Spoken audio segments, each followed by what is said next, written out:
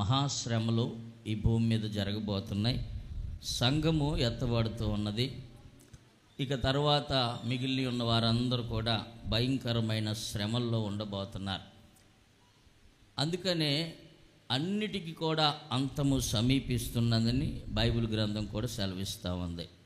యేసు ప్రభు వారిని తన శిష్యులు ఒకరోజు ఏకాంతంగా కూర్చున్నప్పుడు ఆయన అడుగుతూ ఉన్నారు, అయ్యా, యుగ సమాప్తం ఎప్పుడు జరుగుతుంది? నువ్వు మరలా ఈ భూమి మీదకి ఎప్పుడు వస్తావు అని మత్తయి సువార్త 24వ అధ్యాయంలో యేసు ప్రభు వారిని అడుగుతున్నారు. అడుగుతున్న సందర్భంలో యేసు ప్రభు వారు కొన్ని విషయాలు వారితో బోధిస్తున్న మాటలు మనం ఇక్కడ జ్ఞాపకం చేసుకోవచ్చు. యుద్ధములను గూర్చియు యుద్ధ సమాచారముల గూర్చియు వినబోదురు, చూచుకొనండి. ఇవన్నీ జరగవలసి ఉన్నవి కానీ అంతము వెంటనే రాదు. జనముల మీదకి జనములు, రాజ్యముల మీదకి రాజ్యములు,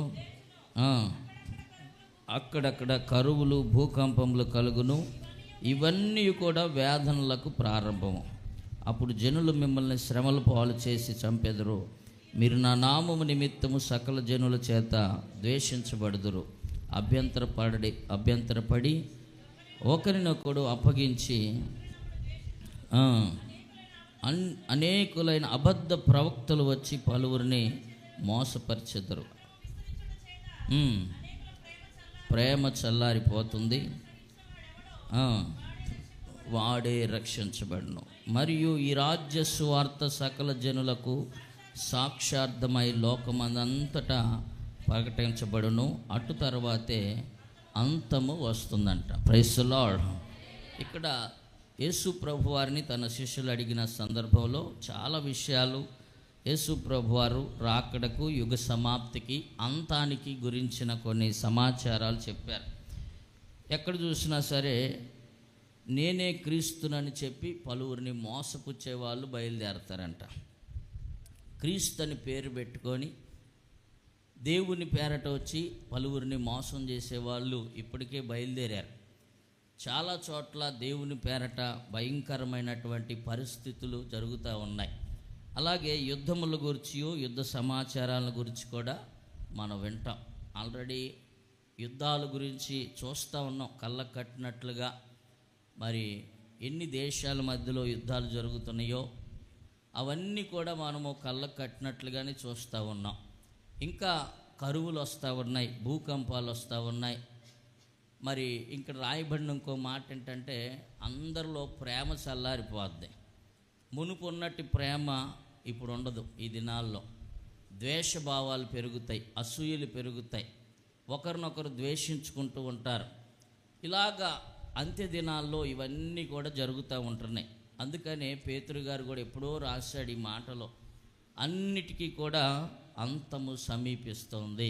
ఈరోజు 3 అంతాల గురించి చెప్పాలని త్వరగానే కంగారు పడద్దు, త్వరగా స్వీట్ అండ్ షార్ట్గా ఒక 3 అంతాల గురించి చెప్పేసి నేను ముగించేస్తా. Praise the lord. అందరూ భోంచేసి వచ్చారా? వెళ్ళి తినాలి. ఏదేమైనా సరే మిమ్మల్ని త్వరగానే విడిచిపెట్టాలని ఆశపడుతున్నాను. ప్రతి దానికి కూడా ఒక ఎక్స్పైరీ డేట్ ఉంటుంది. ఒక లైట్ కొన్నప్పుడు ఎన్ని సంవత్సరాలు వారంటీ అండి అంటే వాళ్ళు చెప్తారు 1 year వారంటీ ఉంటుందండి అని చెప్తారు. ఇంకొకళ్ళేమో 2 years ఇస్తారు. ఒక్కొక్క ఐటమ్ని బట్టి ఒక్కొక్క ఎక్స్పైరీ డేట్ ఉంటుంది. మరి భూమికి, ఆకాశానికి అన్నిటికీ కూడా ఎక్స్పైరీ డేటు దేవుడు ముందే ఆయన నిర్ణయించి ఉన్నాడు. ప్రతి దానికి కూడా అంతము సమీపిస్తూ ఉంది. ప్రతి దానికి కూడా అంతము సమీపిస్తుందని వాక్యం సెలవిస్తుంది. కాబట్టి ఈరోజు అంతమును గురించి మనము ధ్యానం చేయబోతున్నాం. మొదటి అంతము గురించి మనము ధ్యానం చేసినట్లయితే ఇది పాపుల యొక్క అంతం. చూడండి, బైబిల్ గ్రంథంలో ఆది కాండము 6వ అధ్యాయము 13వ వచనాన్ని ఒకసారి మనం చదివితే,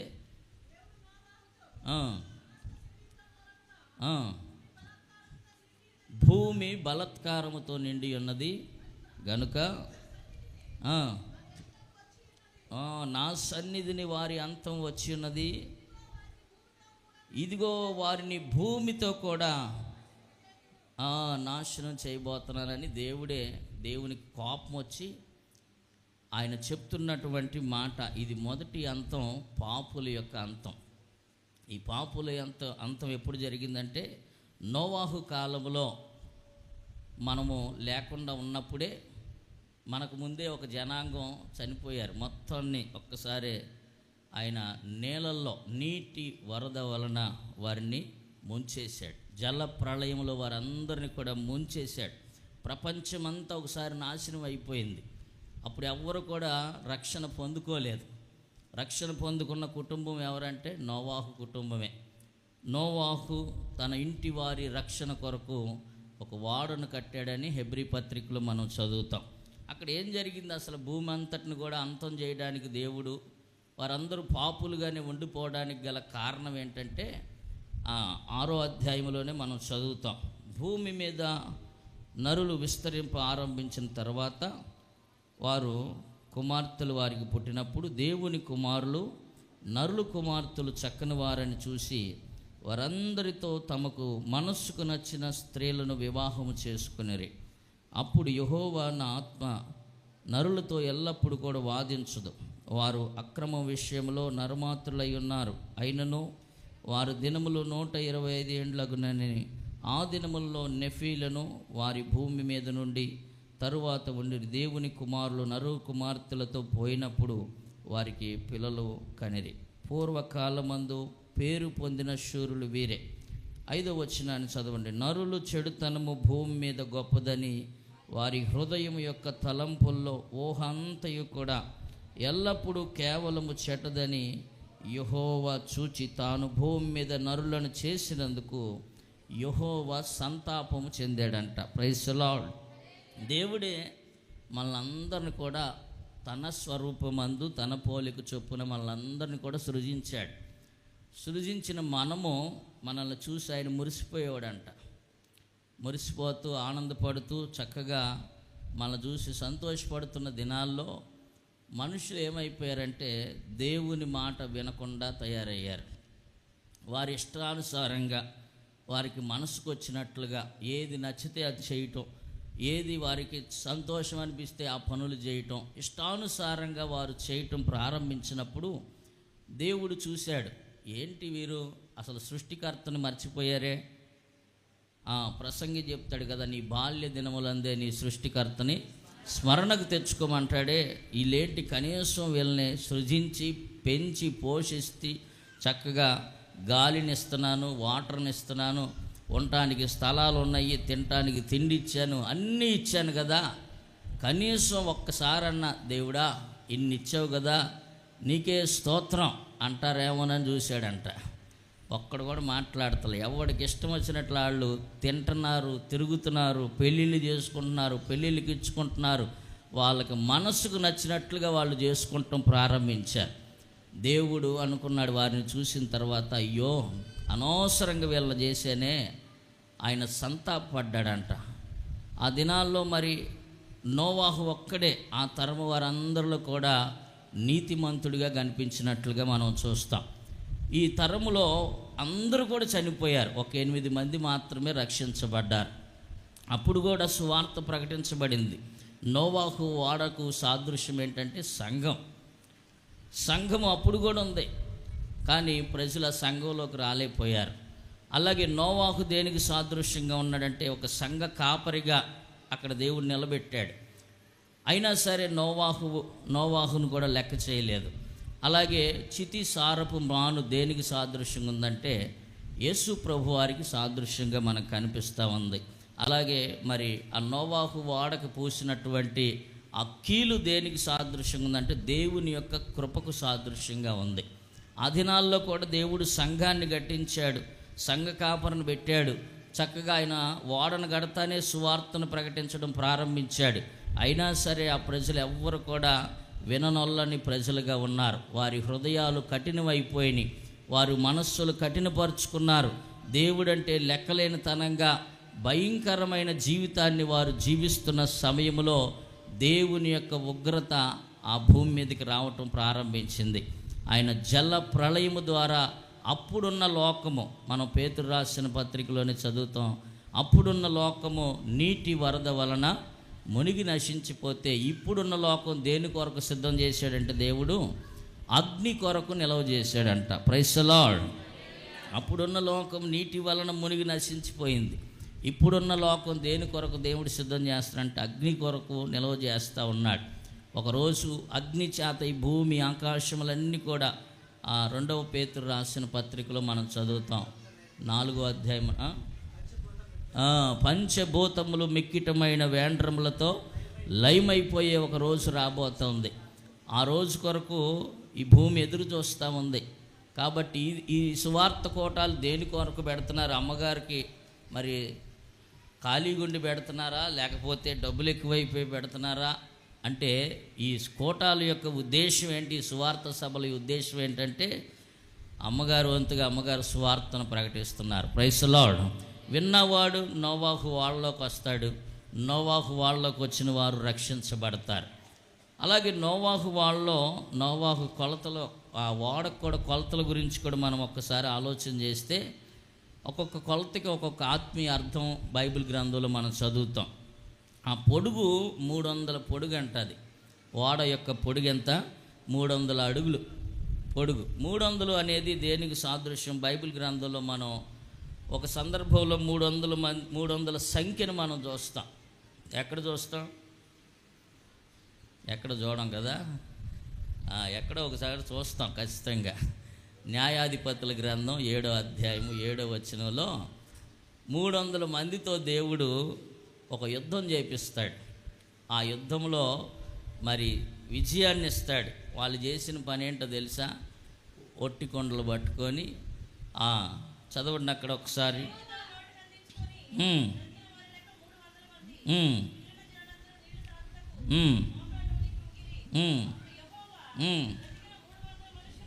గతికిన 300 మనుష్యుల ద్వారా వారిని రక్షించదను, మిథ్యానీలను నీ చేతికి అప్పగించదను. గిద్యోనుతో సెలవిచ్చను. చాలు. Praise the lord. 300తో దేవుడు ఏం చేస్తానన్నాడంటే రక్షిస్తానని చెప్పాడు. అంటే 300 అనే సంఖ్య దేనికి సాదృశ్యంగా ఉంది?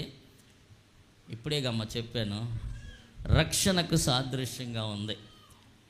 మొదటిగా నోవాహు వాడ దేనికి సాదృశ్యంగా ఉందంటే సంఘానికి సాదృశ్యంగా ఉంటే, నోవాహు దైవజనుడికి సాదృశ్యంగా ఉన్నాడు. అలాగే ఆ చితి సారపు మ్రాను అనేది యేసు ప్రభు వారికి సాదృశ్యంగా ఉంది. ఆ కీలు రాసిన కీలేమో కృపకు సాదృశ్యంగా ఉంటే, 300 పొడుగు దేనికి సాదృశ్యంగా ఉందంటే రక్షణకు సాదృశ్యంగా ఉంది. ఈ 300తోనే నేను రక్షిస్తా మిమ్మల్ని, మిథ్యానీయుల మీద విజయాన్ని ఇస్తారని చెప్పి 300 మందితో యుద్ధం చేయించినప్పుడు దేవుడు ఇశ్రాయేలు ప్రజలకి గొప్ప విజయం వచ్చినట్లుగా మనం చూస్తాం బైబిల్ గ్రంథంలో. Praise the Lord. అలాగే ఓడ యొక్క మరి వెడల్పు ఎంత? 50 మూరలు. 50 అనేది దేనికి సాదృశ్యంగా ఉందంటే బైబిల్లో అది పెంతెకొస్తు పండుగ లేకపోతే పరిశుద్ధాత్మ అభిషేకానికి సాదృశ్యంగా ఉంది. సంఘంలో ఉన్న మనందరికి కూడా ఇటువంటి అనుభవాలు కలిగి ఉందుముగాక. పరిశుద్ధాత్మ అభిషేకం మనం అందరం కలిగి ఉందుముగాక. ఆయన ఆత్మ లేనివాడు ఆయన వాడు కాదు. ఎవరైతే ఆత్మ కలిగి ఉంటారో, ఆత్మశక్తితో నింపబడతారో, ఆత్మ బలముతో నడిపించబడతారో వారే దేవుణ్ణి ఎదుర్కోగలిగే శక్తి వారికి అనుగ్రహిస్తాడు దేవుడు. 50 అనే సంఖ్య మనం బైబిల్లో చూస్తే అది పెంతెకొస్తు అనే పదానికి సాదృశ్యంగా ఉంది. లేకపోతే పరిశుద్ధాత్మ దేవునికి. యేసు ప్రభువారు ఇంచుమించుగా ఆయన పునరుద్ధరణ అయిన తర్వాత 40 రోజుల పాటుగా యేసు ప్రభువారు అందరికీ కనపడుతూ అందరితో మాట్లాడుతూ వచ్చాడు. ఆయన 40వ రోజున ఆయన ఆరోహణం అయిపోయాడు. ఆ తర్వాత వారు 10 రోజుల పాటుగా వారు ఏం చేశారంటే మేడ గదిలో కూర్చొని ప్రార్థన చేయటం ప్రారంభించారు. 50వ రోజు వచ్చినప్పుడు, అనగా అప్పుడే పెంతెకొస్తు పండుగ వచ్చినప్పుడు వారు ఆ మేడ గదిలోనే కూర్చొని ప్రార్థన చేస్తూ ఉన్నారు. ఏక మనసుతో ఏకాత్మతో ప్రార్థన చేస్తూ ఉన్న సమయంలో అప్పుడు ఏం జరిగిందంటే ఆకాశం నుంచి ఒక బలమైన గాలి వచ్చింది.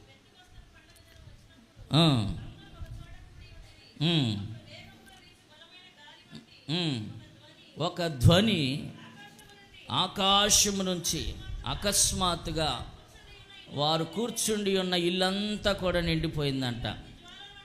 అగ్ని జ్వాలల వంటి నాలుకలు విభాగించబడి వారికి కనబడి వాళ్ళు ఒక్కొక్కరి మీద వ్రాలగా వారందరూ కూడా ఎలా నింపబడ్డారంటే పరిశుద్ధాత్మ శక్తితో నింపబడ్డారు. ప్రైజ్ ది లార్డ్, హల్లెలూయా. పరిశుద్ధాత్మ శక్తితో వారు నింపబడ్డారు. వారికి వాక్ శక్తి అనుగ్రహించిన కొలది అన్య భాషలతో వారు మాట్లాడసాగారంట. అది 50 అనే సంఖ్య మనకి పరిశుద్ధాత్మ దేవునికి సాదృశ్యంగా ఉంది. అలాగే మరి దాని యొక్క ఎత్తును గురించి కూడా మనము జ్ఞాపకం చేసుకోవాలి. ఆ ఎత్తు ఎంత అంటే 30 మూరలు ఎత్తు.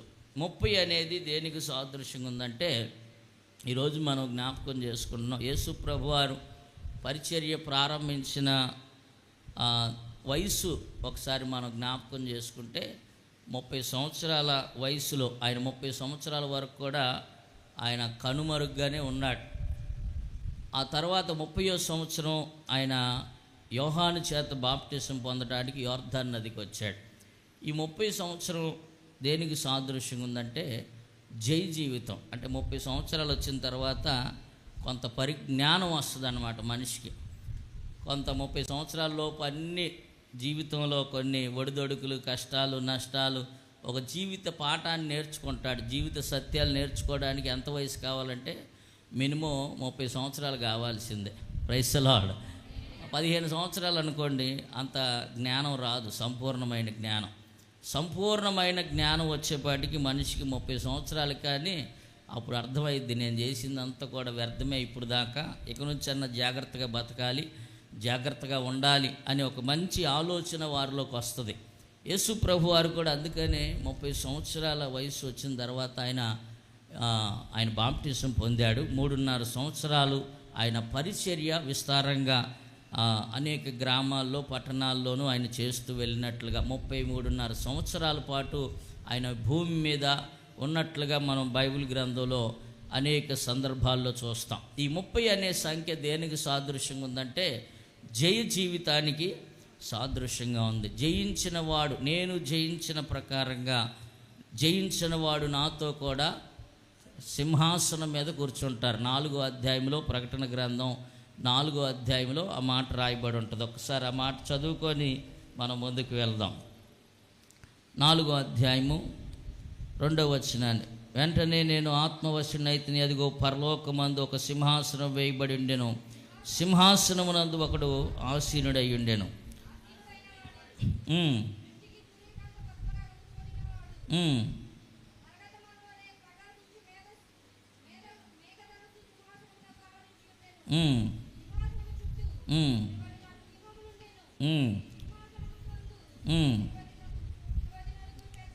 సారీ ఆ మాట 21వ వచనం, 3వ అధ్యాయం 21వ వచనాన్ని చదవండి.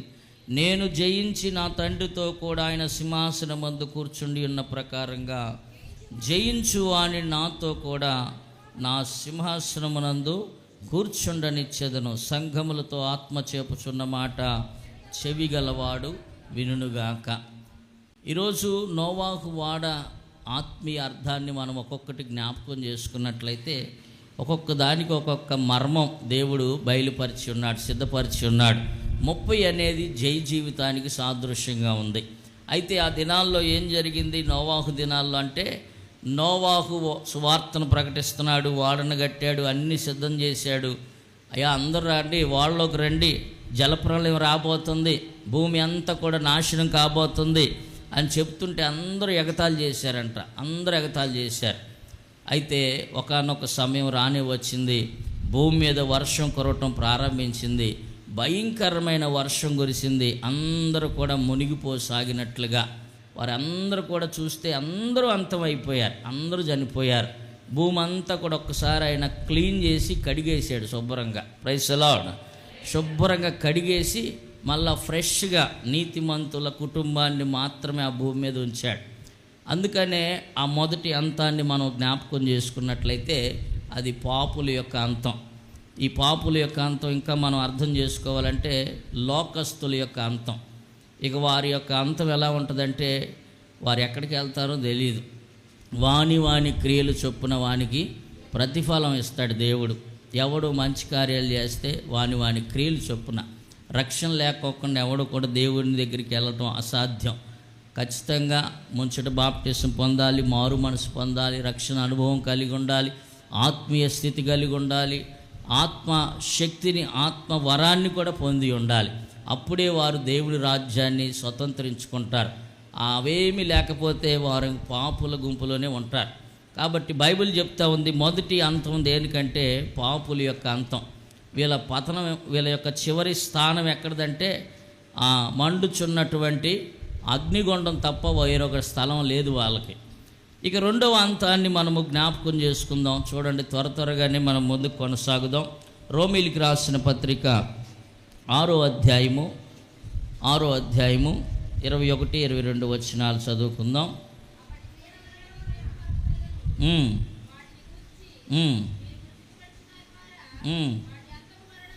వారి అంతము మరణమే అయినను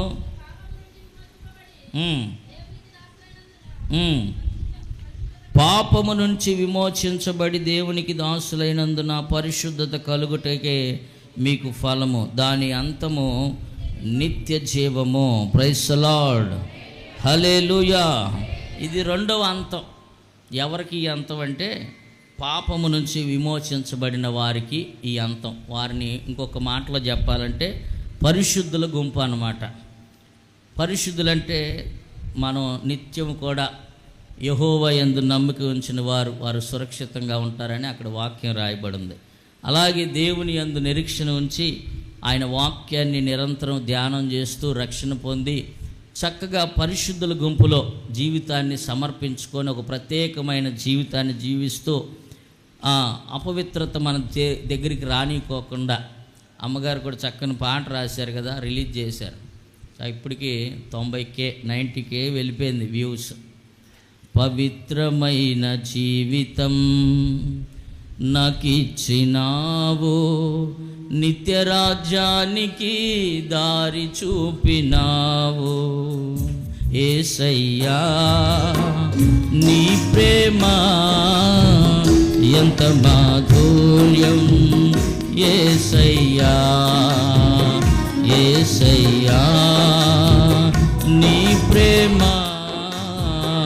ఎంత మాధుర్యం, యేసయ్యా పవిత్రమైన జీవితం నాకిచ్చినావు, నిత్యరాజ్యానికి దారి చూపినావు.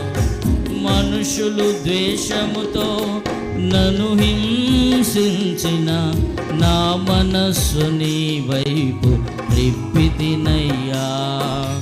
మనుషులు ద్వేషముతో నన్ను హింసించిన నా మనస్సు నీ వైపు త్రిప్పితినయ్యా.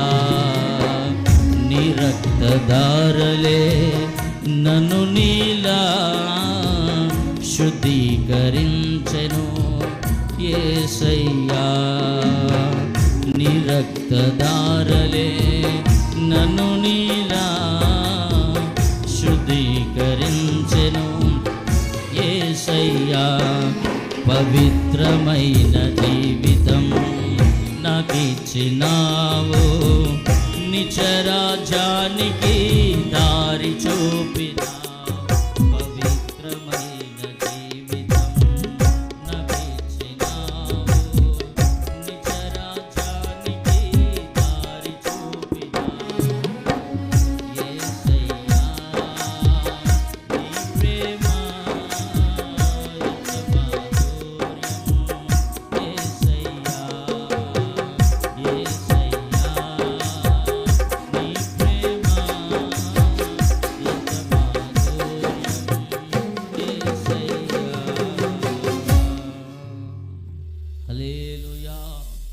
రెండవ అంతం ఎవరికి అంటే పరిశుద్ధుల యొక్క అంతం అంట. అంటే పరిశుద్ధులు కూడా చనిపోతారు, కానీ పరిశుద్ధులు చనిపోయినా ఒక నిరీక్షణ ఉంది మనకి. ఇక్కడ ప్రాణం విడిచిపెడితే ఎక్కడ కళ్ళు తెరుస్తాం? పరలోకంలో కళ్ళు తెరుస్తాం. Praise the Lord. బైబిల్ గ్రంథంలో ఒక ఆయన గురించి మనం తరచుగా ధ్యానం చేస్తూ ఉంటాం. ఒక ధనవంతుడు ఇంట్లో లాజరు పని చేస్తూ ఉన్నాడు.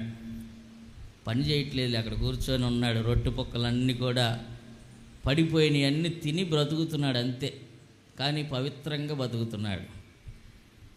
ఆ ధనవంతుడు మాత్రం ఊదా రంగు వస్త్రాలు వేసుకొని ఇష్టానుసారంగా తిరుగుతున్నాడు. పేదవాడైనా పరిశుద్ధంగాను పవిత్రంగాను నీతిమంతుడిగాను యథార్థంగాను జీవించడం ప్రారంభించాడు. ఏదేమైనా ఒకానొక రోజు ఇద్దరు చచ్చిపోయారు.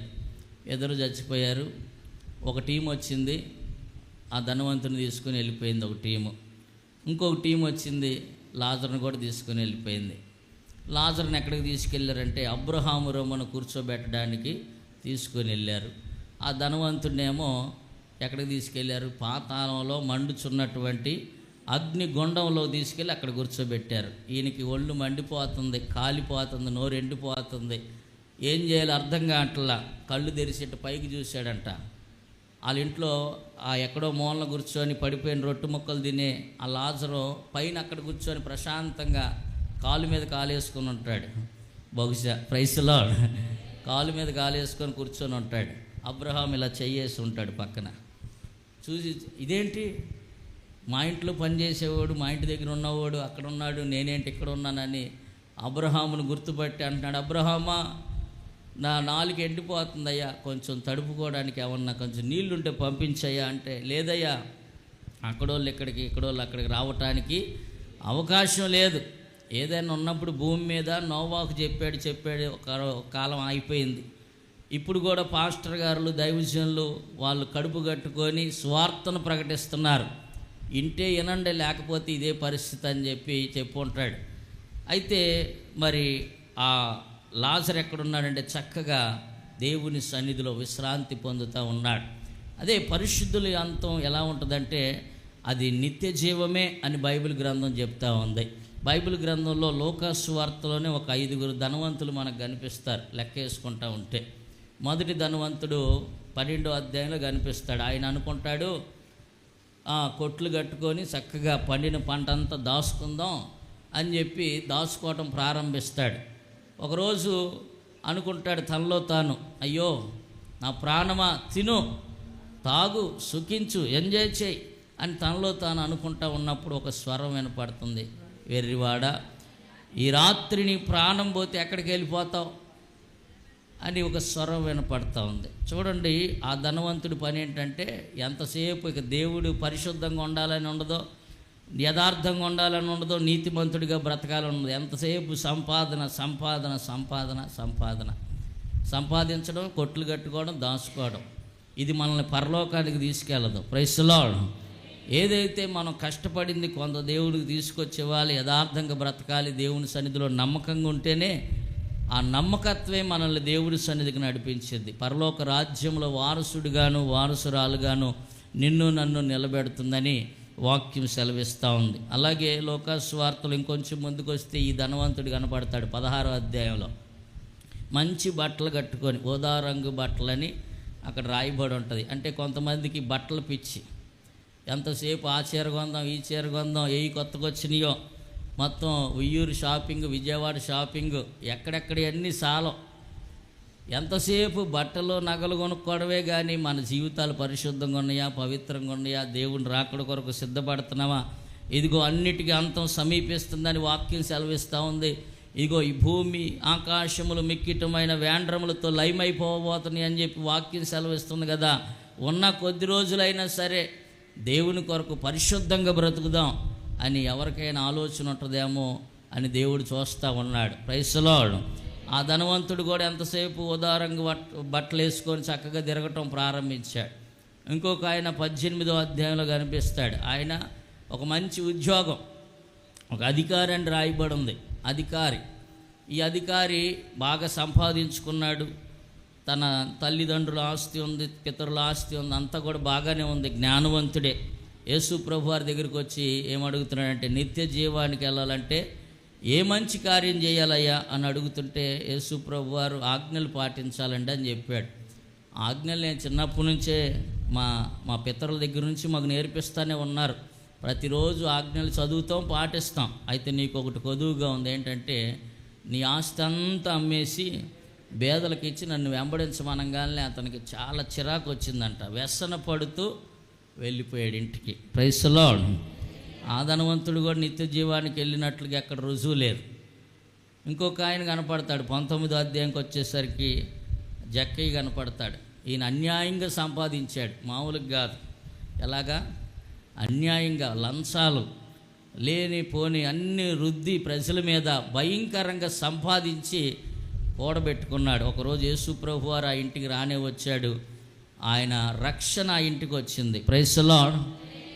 ఒకసారి ఒప్పుకుంటున్నాడు, అయ్యా ఎవరి దగ్గరైనా అన్యాయంగా తీసుకుంటే నేను ఇచ్చేస్తానయ్యా, నా ఆస్తిలో సగభాగాన్ని పేదలకు ఇచ్చేస్తానని ఒప్పుకొని అబ్రహాము కుమారుడిగా అతడు మార్చబడినట్లుగా మనం చూస్తాం. ఇంకొక ఆయన కూడా 5వ ఆయన ఎవరంటే అరిమతయగు యేసోబు. ఆయన కూడా ధనవంతుడే, కానీ ఆయన గురించి ఎక్కువగా బైబిల్లో రాయబడలేదు. కానీ ఆ ధనవంతుడు మంచోడు, మంచి బుద్ధి కలిగిన వాడు, పరిశుద్ధుడు, జ్ఞానవంతుడు.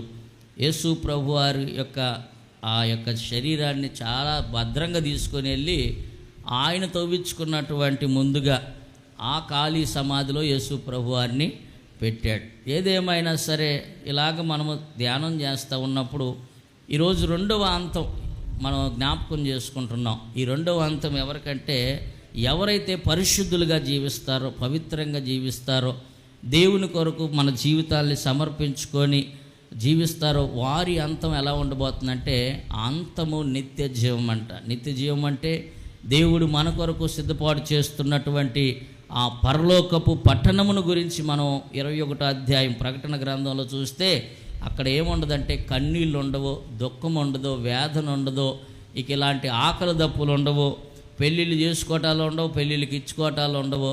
శుభ్రంగా దేవుని ముఖం చూసుకుంటూ ఆయన ముఖ దర్శనాన్ని చేస్తూ నిత్యము ఆరాధన చేయటమే అక్కడ. Praise the lord.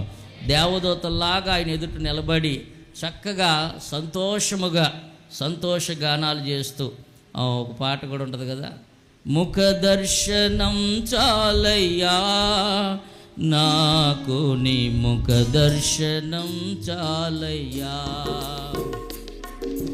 ముఖ దర్శనం చాలయ్యా నాకు నీ ముఖ దర్శనం చాలయ్యా, సమీపించని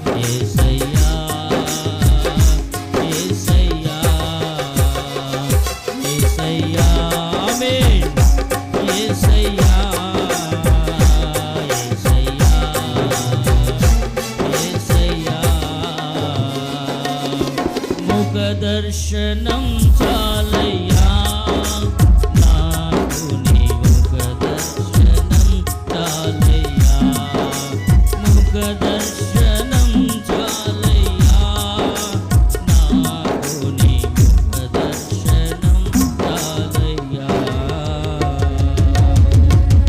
హల్లెలూయా. పరిశుద్ధుల యొక్క అంతం ఎలా ఉండబోతుందంటే, అది నిత్య జీవము. దేవుడు మన కొరకు 12 గుమ్మాలతోనూ 12 ముత్యాలతోనూ 12 పునాదులు కలిగిన ఒక మహానగరాన్ని దేవుడు మనందరి కోసం సిద్ధం చేస్తూ ఉన్నాడు. అక్కడ చక్కగా బంగారంతో తాపబడిన వీధులు ఉన్నాయి, మంచి ముత్యములతో కట్టబడిన ఒక మహానగరం. అక్కడ సూర్యుడు లేడంట, చంద్రుడు లేడంట, అక్కడ ఏ దేవాలయం కూడా లేదు. ప్రభువే అక్కడ ప్రకాశిస్తూ ఉంటాడు. అక్కడ ఇక మరణం ఉండదు, 2వ మరణానికి అధికారం కూడా లేదు.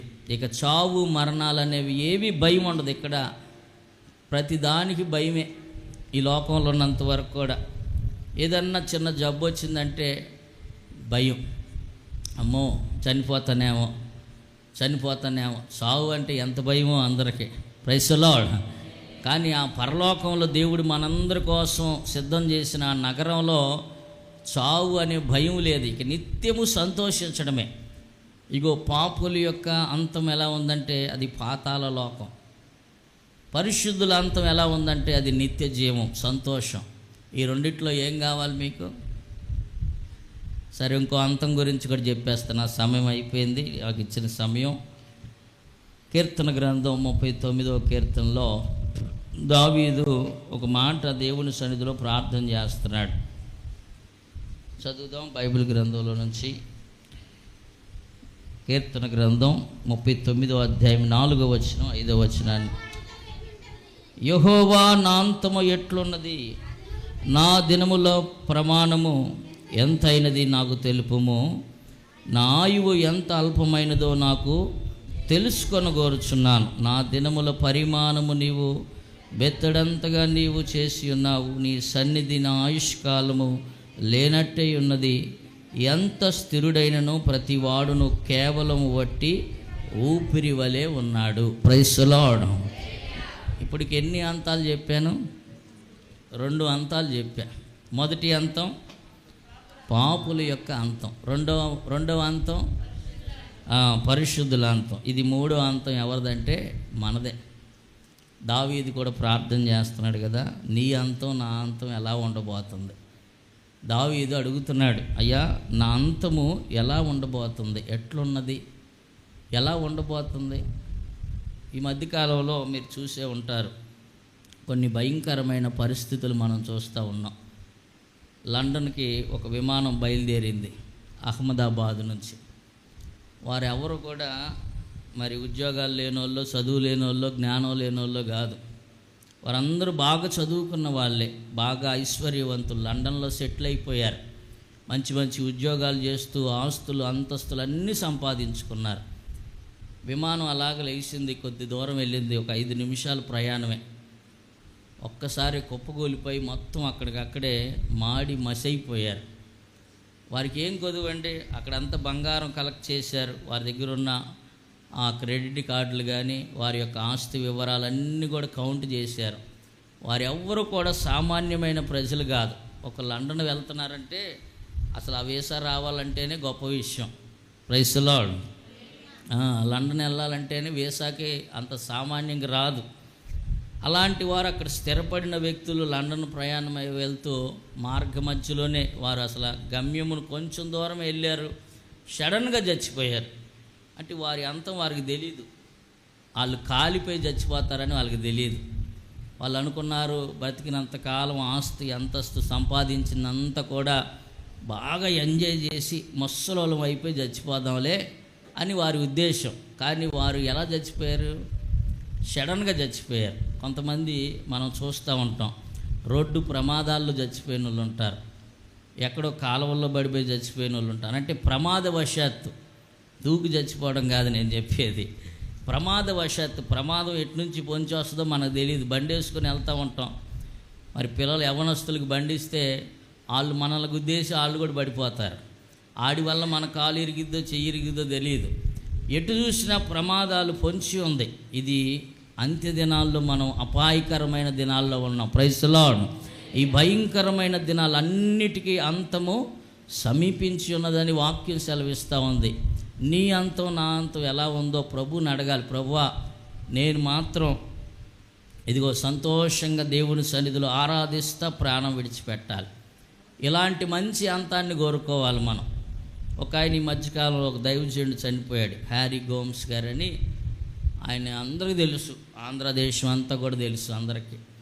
ఆయన సంఘంలో వాక్యం చెప్తా అడిగాడంట ప్రభు సన్నిధిలో, అయ్యా నేను చచ్చిపోతే చక్కగా దేవుని సువార్త చెప్పేసి ఇంటికి వచ్చి ప్రశాంతంగా నాకు ఇష్టమైన భోజనాన్ని తినేసి మంచం మీద పడుకొని చచ్చిపోవాలి అని ప్రభు సన్నిధిలో ప్రార్థన చేశాడంట. Praise the lord.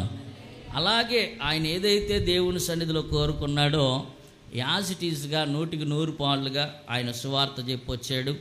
అలా భార్యకి చెప్పాడంట, ఈరోజు మంచి వంటకం నాకు ఇష్టమైంది చెయ్యి అని చెప్పాడంట. ఆ ఇష్టమైందే వండించుకొని తిన్నాడంట. తిని మంచం మీద పడుకున్నాడు. ఆమె అలా దుప్పటి కప్పేసి వెళ్ళి ఆ పక్క గదిలో పడుకుందంట.